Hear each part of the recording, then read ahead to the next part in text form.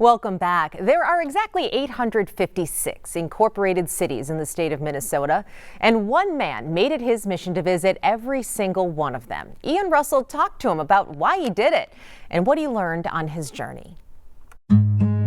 Across Minnesota, there are thousands of places to see and things to do. There are so many things to do in Minnesota. Most of us will never see it all, but most of us aren't Seth Varner. It was a crazy project last year. Seth is a full-time travel author, visiting 5 other states before ours. I've been to every town in Nebraska, Iowa, South Dakota, Kansas, North Dakota. Thousands of towns, now adding all 850 plus of Minnesota's to his list. It was late February. I'd visited the first towns of Steen and Hills and some of those Southwest communities.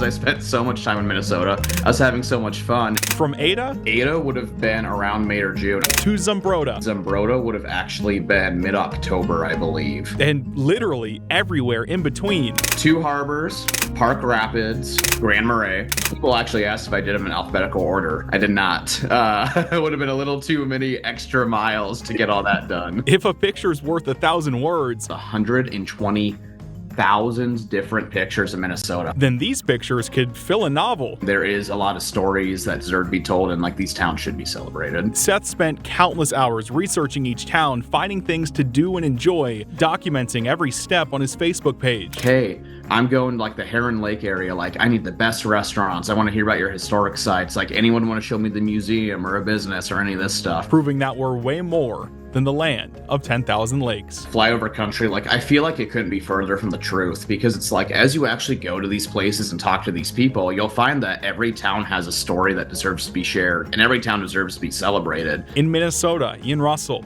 KARE 11 News.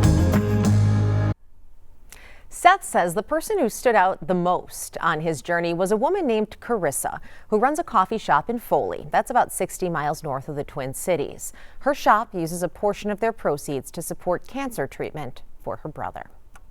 Well, take a look at this. This afternoon, we're learning Travail Collective is expanding with 3 new restaurant openings in the metro.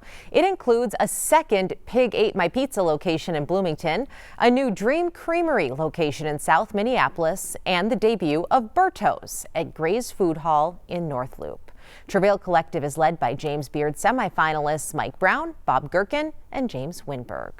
A good friend from the land of 10,000 stories recently left us. A good friend and a great man. Tom Cornish volunteered for service during World War II and then kept volunteering. Boyd Hoopert met Tom during a cold COVID winter, the perfect time of year to capture the spirit of a man with a warm heart. As a COVID winter transitions back toward spring, I know about snow. Tom Cornish Used to plow for the city of Bloomington.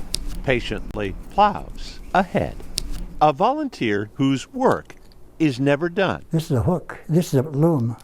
A volunteer with a hat underway. That's the brim. And a volunteer brimming with a service mindset dating back to the 1940s. That's me. When fresh out of high school, Tom volunteered for World War II. Don't I look like that?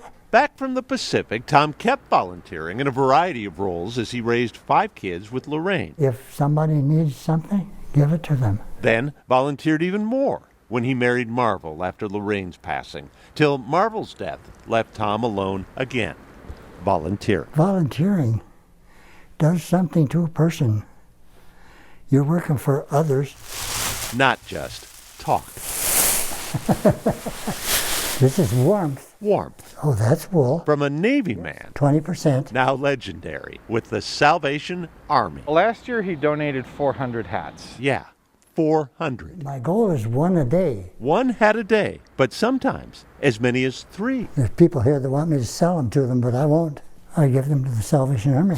These are some of Tom's Salvation Army hats, now warming others. It goes to show people that there's something that everyone can do. Even 96-year-olds. This is how he got to be 96 years old, because he's helping everybody else. Jerry Cornish is Tom's son. Everybody's more important than he is in his mind. Now, where would Tom get a notion like that? I feel that I'm working for the Lord. and that's a good feeling. Not content with 400 hats, Tom has taken to training others at Champlain Shores to contribute their own. That one woman, she made more than 35 hats. Tom Cornish, there for his country at 18, and still not putting a cap on his service. Got to stay ahead of the Army. Boyd Ebert, KARE 11 News, Champlain.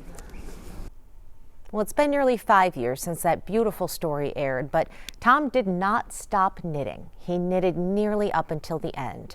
Tom's family says he probably made 2,000 hats for the Salvation Army before he died just before Christmas at 101 years old. Stick with us. There is more news and weather coming up after the break.